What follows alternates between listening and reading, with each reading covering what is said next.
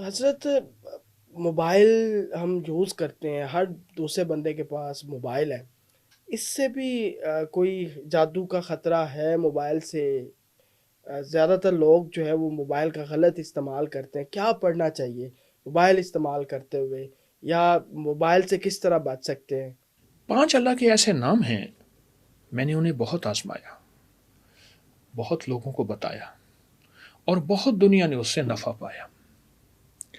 کوئی بھی ایسی علت ہے، کوئی بھی ایسی عادت ہے، یا آپ چاہتے ہیں کہ آپ کی تنہائیاں پاک ہوں، اب لفظ تنہائیاں پاک میں سب چیز آ جاتی ہے۔ سب بات اللہ کے 5 نام میں نے دیکھے ہیں اور اس کی بہت طاقت دیکھی ہے۔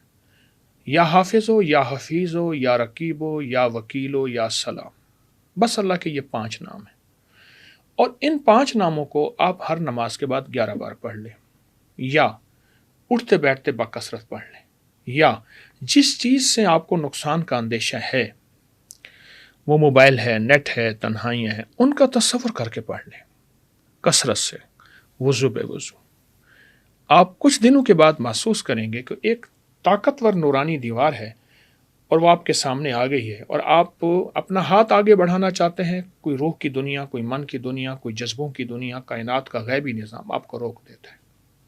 یا حافظ ہو، یا حفیظ ہو، یا رقیب ہو، یا وکیل ہو، یا سلام، یہ اللہ کے 5 نام ہیں، اور ان 5 ناموں میں کائنات ہے۔ حتیٰ کہ یہاں تک کوئی بندہ اگر یہ چاہتا ہے میں وقت کا ولی بننا چاہتا ہوں، جبکہ اس وقت کا میں سب سے کمتر انسان ہوں، یا دلدل میں دھسا ہوا ہوں، وہ ان 5 اللہ کے ناموں کو پڑھے پر پڑھے دیوانہ اور پاگل ہو کر،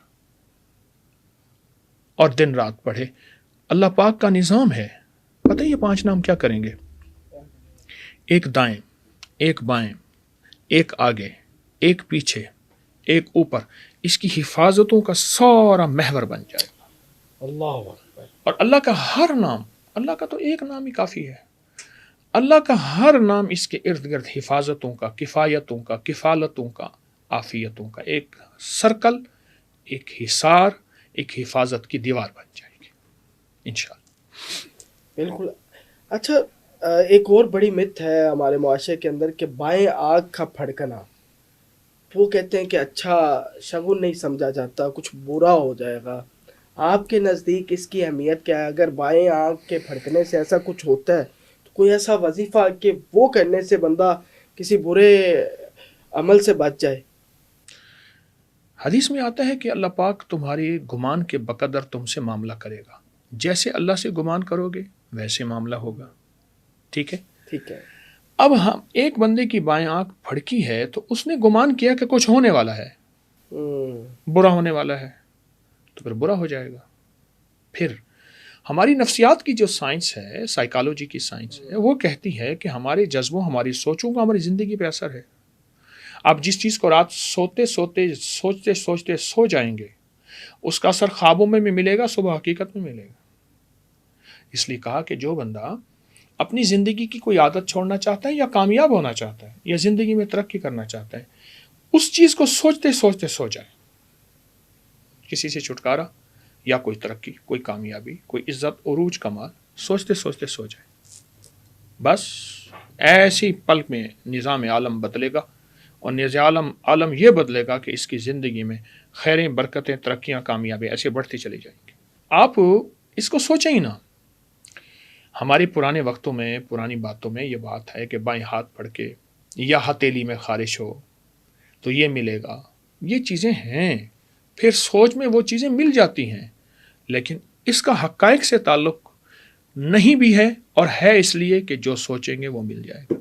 کئی دفعہ ہوتا ہے کہ انسان کا کوئی کام ہونے والا ہے، بالکل قریب پہنچتا ہے، لیکن ٹائم آنے پہ جیسے ہی اس کا وقت آتا ہے وہ کام نہیں ہوتا۔ یعنی کسی کے ساتھ اپوائنٹمنٹ ہے، اس کو فون آ گیا کہ بھیا آپ کی اپوائنٹمنٹ ہے، وہ خوش ہے، جیسے ہی وہ گھر سے نکلتا ہے اگلے دن تو اپوائنٹمنٹ کینسل ہو جاتی ہے، بنے کام رک جاتے ہیں۔ کیا وجہ ہے؟ کیوں ایسے ہوتا ہے؟ جس کے بنے کام رک جاتے ہوں، جس کی گلیاں بند ہو جاتی ہوں، جس کی راہیں اس سے بچھڑ جاتی ہوں، اور جس کے راستے اس سے ٹوٹ اور چھوٹ جاتے ہوں، میں ان کو کہوں گا کہ وہ ایک وظیفہ کریں، اور کریں کثرت سے، کھلا پڑھیں، وہ ہے یا قادر ہو یا نافع ہو، اللہ تو اس بات پہ قادر ہے میری منزل مجھے ملا دے، اگر منزل ملا دے پھر اس کو نفع مند بھی بنا دے. گاڑی تو ملی پر ایکسیڈنٹ ہو گیا، نیا گھر ملا اس میں سکون چین ہی نہیں ہے، اچھی جاب ملی پرکشش تنخواہ ہے پر وہاں میری عزت وقار شان و شوکت ہی نہیں ہے. تو ہر چیز پہ قادر ہے، یا قادر ہو یا نافع ہو. اس کو جو بندہ صرف 45 بار پڑھے گا، ایک دفعہ 45 بار، اللہ پاک کا نظام چلتا ہے غیبی، اور جو سارا دن کثرت سے پڑھ لے.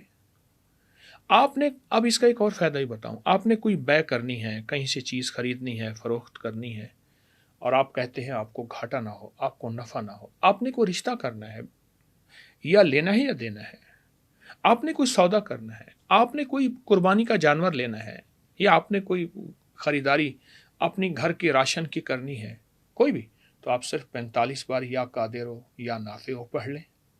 45 بار آپ نفع دیکھیں، آپ خیر دیکھیں، آپ کو انشاءاللہ نقصان کا پچھتاوا نہیں. بڑی خوبصورت بات کی ہے. اور مجھے یہ بھی بتا دیں کہ جن کے رشتے نہیں ہو رہے، خواتین بیچاری، اس وقت جو سروے ہے اس کے مطابق 2 کروڑ کے قریب خواتین ایسی ہیں جو رشتوں کے انتظار میں بیٹھی. رشتوں کی بندش کی بنیاد سب سے پہلے تو اسباب کی دنیا میں ہماری چوائس، ہمارا انتخاب غلط ہو گیا کہ ہم نے تو قوم کے باہر کرنا ہی نہیں، اچھا، اپنی قوم میں ہی کرنا ایسے ہے. اچھا میری بیٹی اتنی پڑھی لکھی ہے اور اتنی ڈگریاں ہیں، ان کے پاس وہ ڈگری نہیں ہے، ہم شہر میں رہتے ہیں وہ گاؤں میں رہتے ہیں. یہ زندگی کے فرق اس نے نسلوں کو بہت نقصان پہنچا ہے، اور بیٹیوں کے سر سفید ہو رہے ہیں اور ان کے ہاتھ پیلے نہیں ہوئے، یعنی شادی نہیں ہوئی. ایک تو اس سے ہمیں نکلنا ہوگا، یہ اسباب کی دنیا میں ضروری ہے. میں اصل میں ہر چیز پہ جادو کا ٹھپا کیسے لگاؤں؟ ہر چیز پہ جنات کو، جن ہم بھی بن جاتے ہیں اپنی عادات میں، اپنے مزاج میں، اپنے اطوار میں، یا اپنے جذبوں اور سوچوں میں. اب شادی کے لیے ایک وظیفہ دوں گا، اور وہ وظیفہ میں نے بارہا آزمایا بھی ہے، لوگوں کو بھی دیا ہے.